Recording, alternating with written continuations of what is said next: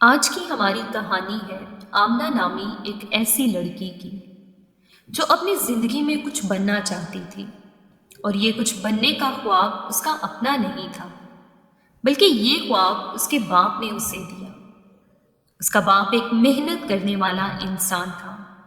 اسے بہت شوق تھا کہ وہ علم حاصل کرے، لیکن اس کی گھریلو مشکلات نے اسے اجازت نہ دی۔ جب اس کی پہلی بیٹی ہوئی تو اس نے سوچا جو خواب میں پورا نہیں کر پایا وہ میری بیٹی کرے گی۔ لیکن دوسری طرف اس کی بیٹی کو پڑھنے کا بالکل شوق نہیں تھا۔ وہ ہمیشہ پڑھائی سے بھاگتی رہتی تھی، اور اس نے بڑی مشکل سے میٹرک کے پیپر دیے۔ آمنہ کو احساس تھا کہ اس کے باپ نے اپنی زندگی میں بہت محنت کی ہے۔ اسے یاد تھا کہ جب وہ چھوٹی تھی اس وقت اس کے پاپا پوری رات ٹیکسی چلاتے تھے، اور وہ اپنی مما کے ساتھ دروازے کے پاس بیٹھ کر اپنے پاپا کا انتظار کیا کرتی تھی۔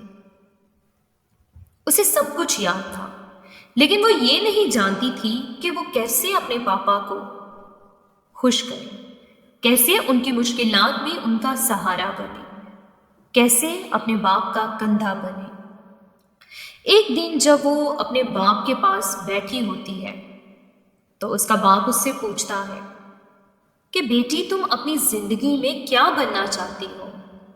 آمنہ ہنس کر جواب دیتی ہے کہ پاپا میں نے کبھی نہیں سوچا کہ میں کیا بنوں گی، کیونکہ مجھے پڑھنا پسند نہیں ہے۔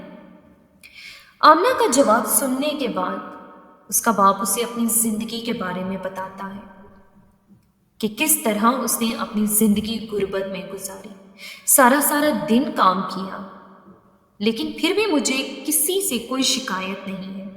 مجھے اپنے رب سے بھی شکایت نہیں ہے، کیونکہ یہ سب کچھ میرے نصیب میں تھا۔ لیکن بیٹی میں چاہتا ہوں کہ جو میں زندگی میں نہیں کر سکا وہ تم کرو۔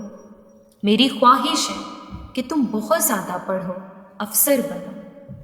میں تمہیں افسر بنتے ہوئے دیکھنا چاہتا ہوں۔ میں چاہتا ہوں کہ تم وہ سب حاصل کرو جو میں نہیں کر سکا۔ جب اس کا باپ اسے یہ سب باتیں بتا رہا تھا تو کوئی چیز اسے اندر سے جھنجھوڑ کے رکھ دیتی ہے۔ وہ اپنے کمرے میں آ کے بہت روتی ہے کہ میرے باپ کو مجھ سے کتنی امیدیں ہیں، لیکن میں کیا کر رہی ہوں۔